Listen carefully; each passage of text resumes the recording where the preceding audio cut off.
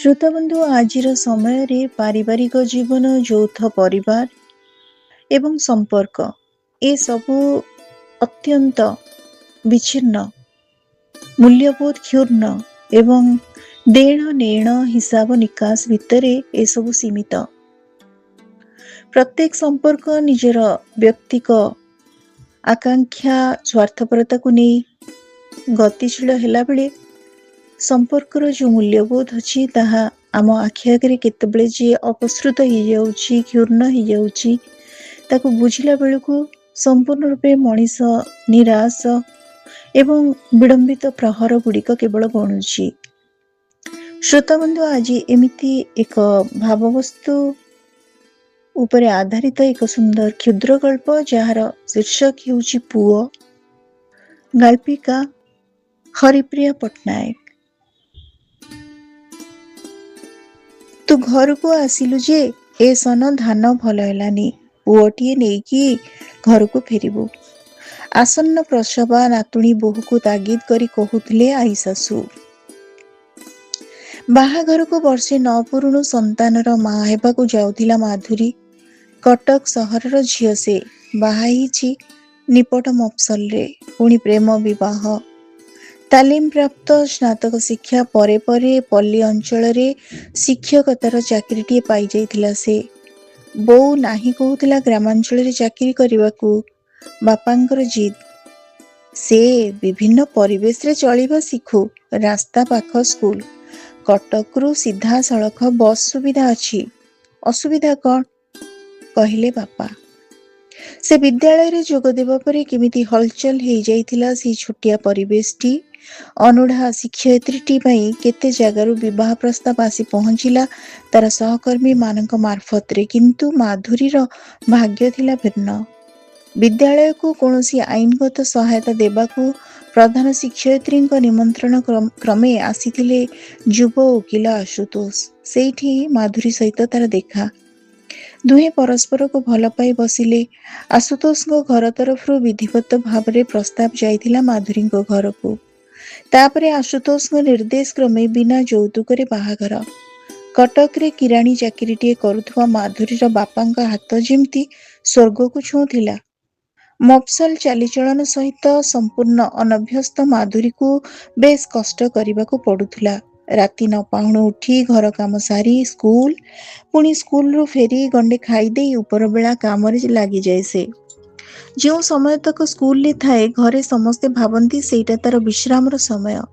ଘରର ବଡ଼ ବୋହୂ ସେ। ସାନ ସାନ ନଣନ୍ଦ ଓ ଦିଅରମାନେ ଥିଲେ ବି ଶାଶୁଙ୍କ ନିର୍ଦ୍ଦେଶରେ ସବୁ କାମ ତାକୁ ହିଁ କରିବାକୁ ପଡୁଥିଲା। ତେଣୁ ଉପର ବେଳାରୁ ଶୋଇବା ଯାଏ ତା ହାତରୁ କାମ ଛାଡ଼ି ନଥାଏ।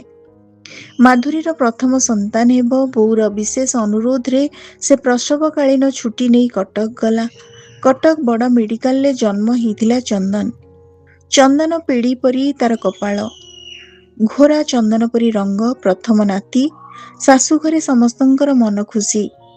ପୁଅ ଜନ୍ମ ହେବାର 8 ଦିନ ପରେ ଆଈ ଶାଶୁ ଦିଅରଙ୍କ ସହ ପହଞ୍ଚିଗଲେ ତାଙ୍କ ଘରେ। ଶ୍ରଦ୍ଧାରେ ପୋତି ପକେଇଲେ ତାଙ୍କର ଆକାଂକ୍ଷିତ ଅଣନାତିକୁ। ତହିଁଆର ଦିନ ପୁଅକୁ ଧରି ଆଈ ଶାଶୁଙ୍କ ସହ ସେ ଫେରିଥିଲା ଶାଶୁଘରକୁ। ଧୁମଧାମରେ ପୁଅର 21 ପାଳନ ହେଲା। ସମସ୍ତେ ପ୍ରଶଂସାରେ ପୋତି ପକେଇଲେ ମା ଛୁଆଙ୍କୁ। 21 ବାସିଠାରୁ ମାଧୁରୀର ନିତ୍ୟ ନୈମିତିକ କାର୍ଯ୍ୟ ପୁଣି ଆରମ୍ଭ ହେଇଯାଏ। ସକାଳ ଜଳଖିଆ ପ୍ରସ୍ତୁତି ଠାରୁ ମଧ୍ୟାହ୍ନ ଭୋଜନ ପର୍ଯ୍ୟନ୍ତ ତାର ବିରତି ନଥାଏ। ଦିନେ ବଡ଼ ନଣନ୍ଦ କହିଲେ, ଚନ୍ଦନ ତା ମାକୁ ବିଲକୁଲ ଖୋଜୁନି। ମା ପାଖରେ ଛୁଆ ଅଧିକ ସମୟ ନ ରହିବାଟା ତାଙ୍କର ବାହାଦୁରୀ। ପୁଅ କାନ୍ଦିଲେ ତା ପାଖକୁ ଆସେ। ଚନ୍ଦନକୁ କ୍ଷୀର ଖୁଏଇବା ପାଇଁ ସମୟ ହିଁ ତାର ବିଶ୍ରାମ ନେବା ସମୟ। ତଥାପି ଦିନେ ଦିନେ ଶାଶୁ ପାଟି କରନ୍ତି, ସେତିକି କ୍ଷୀର ଦେଇଥା। ରୋଷେଇ ତେଣେ ଉଛୁର ହେଇଯାଉଛି। ବାଧ୍ୟ ହେଇ ପୁଅଠୁ ରିଜକୁ ଅଲଗା କରି ସେ ଚାଲି ଆସେ। ଆଖିରେ ଲୁହ। ଶାଶୁଙ୍କ କଥା ସେ ସହିପାରେନି। ରୋଷେଇ ସାରି ପୁଅକୁ ଛାତିରେ ଚାପି ଧରି ସେ କହେ, ମତେ ପୁରା ଶୋଷି ଦେରେ ବାପା, ତତେ ଆଉ ଭୋକ ନ ହେଉ। ରାତିରେ ଚନ୍ଦନକୁ ମଝିରେ ଶୁଏଇ ଅବିନାଶ ଓ ମାଧୁରୀ ତା ପାଇଁ କେତେ କେତେ ସ୍ୱପ୍ନ ଦେଖନ୍ତି। ଧୀରେ ଧୀରେ ସେ ବଡ଼ ହେଉଥିଲା। ତାର ପ୍ରଥମ ଦାନ୍ତ ଉଠିଲା। ସେ ଟଳ ଟଳ ହୋଇ ଗୋଟିଏ ଗୋଟିଏ ପାଦ ପକେଇଲା। ଅବିନାଶ ଖୁସିରେ ବିହ୍ୱଳ ହୋଇଯାଉଥିଲା। ଛୁଟିଦିନ ମାନଙ୍କରେ ଅବିନାଶ ତଳେ ଆଣ୍ଠେଇ ଘୋଡ଼ା ହୁଅନ୍ତି। ଚନ୍ଦନ ତାଙ୍କ ପିଠିରେ ବସି ଚୁଟିକୁ ମୁଠେଇ ଧରେ। ସାରା ପରିବାରରେ ଖୁସିର ଲହରୀ ଖେଳିଯାଏ। ଦିନେ ରାତିରେ ଚନ୍ଦନର ଆରପଟେ ଶୋଇଥିବା ମାଧୁରୀର ହାତକୁ ସ୍ନେହରେ ଆଉଁସୁ ଆଉଁସୁ ଆଶୁତୋଷ କହିଲେ, ମାଧୁରୀ, ଆମେ ଆଉ ଦ୍ୱିତୀୟ ସନ୍ତାନ କରିବା ତ? ଚନ୍ଦନ ପ୍ରତି ଆମ ସ୍ନେହ କେହି ଭାଗିଦାରୀ ହେବ ଏଇଟା ମୁଁ ଚାହୁଁନି। ମାଧୁରୀର ବା କ'ଣ ଅଛି ମନା କରିବାରେ? ସେ ତ ଏମିତି ବି ଗୋଟାଏ ପିଲାରେ ଅଣନିଶ୍ୱାସୀ ହେଇଯାଉଛି। ଚନ୍ଦନ ଧୀରେ ଧୀରେ ବଡ଼ ହେଉଥିଲା। ମାଧୁରୀର କଟକ ସହରରେ ଥିବା ସ୍କୁଲକୁ ବଦଳି ହେଇଗଲା। ଅବିନାଶ ମଧ୍ୟ ହାଇକୋର୍ଟରେ ସରକାରୀ ଓକିଲ ଭାବରେ ନିଯୁକ୍ତି ପାଇଲେ। ଏ ଭିତରେ ଅନେକ ବସନ୍ତ ଚାଲିଗଲାଣି। ଚନ୍ଦନ ବଡ଼ ହେଇ ବଡ଼ ଅଫିସର ହେଲା। ସମସ୍ତଙ୍କୁ ଚମକେଇ ଦେଇ ଦିନେ ତାର ସହକର୍ମୀ କସ୍ତୁରୀକୁ ରେଜିଷ୍ଟ୍ରି ମ୍ୟାରେଜ କରି ଘରକୁ ନେଇ ଆସିଲା। ସେମାନଙ୍କ ମତାମତ ନ ନେଇ ଘରକୁ ବୋହୂ ନେଇ ଆସିଥିବାରୁ ବାପା ମା ଦୁହେଁ ମନ ଉଣା କରିଥିଲେ ବି କିଛି କହୁନଥିଲେ। କସ୍ତୁରୀ ମଧ୍ୟ ସେମାନଙ୍କର ଉଷ୍ମ ଭଲ ପାଇବାରେ ଉବୁଟୁବୁ ହେଇଗଲା। ଏବେ ପୁଅ ବୋହୂ ଦୁହେଁ ଉତ୍ତରପ୍ରଦେଶରେ। ନାତି ଅଙ୍କୁର ସମସ୍ତଙ୍କର ଧନମାଳୀ। ପଛକୁ ନାତୁଣୀ ଅନିତା ମଧ୍ୟ ଆସିଗଲା। ନାତି ନାତୁଣୀ ପୁଅ ବୋହୂଙ୍କୁ ନେଇ ମାଧୁରୀକୁ ମଧୁର ସ୍ୱପ୍ନରେ ଡୁବିଗଲା ପରି ଲାଗୁଥିଲା। ବିଗତ ଦିନ କେବଳ ସ୍ମୃତିରେ ହିଁ ରହିଗଲା। ଅନେକ ଦିନ ପରେ ଚନ୍ଦନ ଓ ପିଲାମାନଙ୍କର ଘରକୁ ଆସିବାର ଅଛି। କଟକ ସିଡିଏରେ ନୂଆ ଘରଟିଏ କରିଛି ଆଶୁତୋଷ। ପିଲାମାନେ ଆସିଲେ ଘର ତାଙ୍କର ପୁରି ଉଠିଲା। ଦିନ ସାରା ସେମାନଙ୍କର ପସନ୍ଦର ଖାଇବା ପ୍ରସ୍ତୁତ କରିଥିଲେ ମାଧୁରୀ।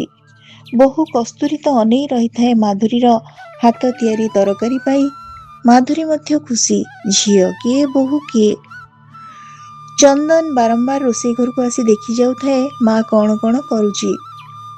ଉପରବେଳା ବାଲକୋନିରେ ବେତ ଚେୟାର ଉପରେ ବସିଥିଲେ ମାଧୁରୀ। ହାତରେ କଫି କପ୍। ନାତି ନାତୁଣୀ ଦୁହେଁ ଲୁଚକାଳି ଖେଳ ଖେଳୁଛନ୍ତି। ପାଖ ଆମ୍ବ ଗଛରେ କାଠହଣା ଚଢ଼େଇଟିଏ ହୁପ୍ ହୁପ୍ ଶବ୍ଦ କରି ଥଣ୍ଟରେ ଗଛକୁ ଖୁମ୍ପି ଚାଲିଛି। ଏ ସମୟଟା ତାଙ୍କୁ ଭଲ ଲାଗେ। ହାତରେ ଆଉ କିଛି କାମ ନଥାଏ। କାଠଚୁଡ଼ି ଆଡ଼ୁ ଆସୁଥିବା ଶୀତଳ ପବନରେ ମନଟା ଖୁସି ହେଇଯାଏ। ଘର ଭିତରୁ କଫି କପ୍ଟା ହାତରେ ଧରି ପୁଅ ମଧ୍ୟ ଆସି ତାଙ୍କ ପାଖରେ ବସିଗଲା। ମନଟା ପୁରିଗଲା ତାଙ୍କର। ଏତେ ଦିନକେ ପୁଅ ଓ ସେ ମିଶି କଫି ପିଉଛନ୍ତି। ଅଙ୍କୁର ଓ ଅନିତାଙ୍କର ଲୁଚକାଳି ଖେଳୁଥିବା ବେଳେ ପାଟି ତୁଣ୍ଡ କଳି ଝଗଡ଼ା ହସ ଖୁସିରେ ଫାଟି ପଡ଼ୁଥାଏ ଘର। ପରିବାରରେ ଦୁଇଟା ପିଲା ନିହାତି ଦରକାର। ନାତି ନାତୁଣୀଙ୍କ ଖେଳ ଦେଖୁ ଦେଖୁ କହିଲେ ମାଧୁରୀ, ତତେ ଆମେ ଗୋଟେ ଭାଇ କି ଭଉଣୀ ଦେଇପାରି ନଥିବାରୁ ଆମେ କ'ଣ କମ୍ ପସ୍ତେଇଛୁ? ହସି ହସି କହୁଥିଲେ ସେ। ହଁ, ମା ପ୍ରତି ବାପା ମାଙ୍କର ଦୁଇଟା ପିଲା କରିବା ଉଚିତ। ଆଟଲିଷ୍ଟ ଓଲ୍ଡ ଏଜ୍ରେ ସେୟାରିଂ କରିବା ପାଇଁ ଦୁଇଟା ପିଲା ଦରକାର, କହିଲା ଚନ୍ଦନ। କଫି ଢୋକଟା ପିଉ ପିଉ ରହିଗଲେ ମାଧୁରୀ। କ'ଣ କହିଲା ପୁଅ? ଓଲ୍ଡ ଏଜ୍ରେ ସେୟାରିଂ ମାନେ ବାପା ମା ଅଧେ ଦିନ ଜଣଙ୍କ ପାଖରେ ପୁଣି ଆଉ ଅଧେ ଦିନ ଅନ୍ୟ ଜଣଙ୍କ ପାଖରେ ରହିବେ? କିମ୍ବା ଜଣେ ବାପାଙ୍କର ଦାୟିତ୍ୱ ନେବ ତ ଆର ଜଣଙ୍କ ମା'ର? ଚନ୍ଦନ ପ୍ରତି ସ୍ନେହର ଭାଗ ହେଇଯିବ ବୋଲି ସେମାନେ ଦ୍ୱିତୀୟ ସନ୍ତାନ କରିନଥିଲେ। କିନ୍ତୁ ସେ କହୁଛି ଆଉ ଗୋଟିଏ ଭାଇ ବା ଭଉଣୀ ଥିଲେ ସେ ବାପା ମାଙ୍କୁ ବାଣ୍ଟ କରିଥାନ୍ତା। ନାଇଁରେ ବାପା, ଆମେ କୋଉଠିକି ଯିବୁନି। ହାତ ଗୋଡ଼ ଚାଲୁଥିବା ଯେ ଏଇଠି ରହିବୁ।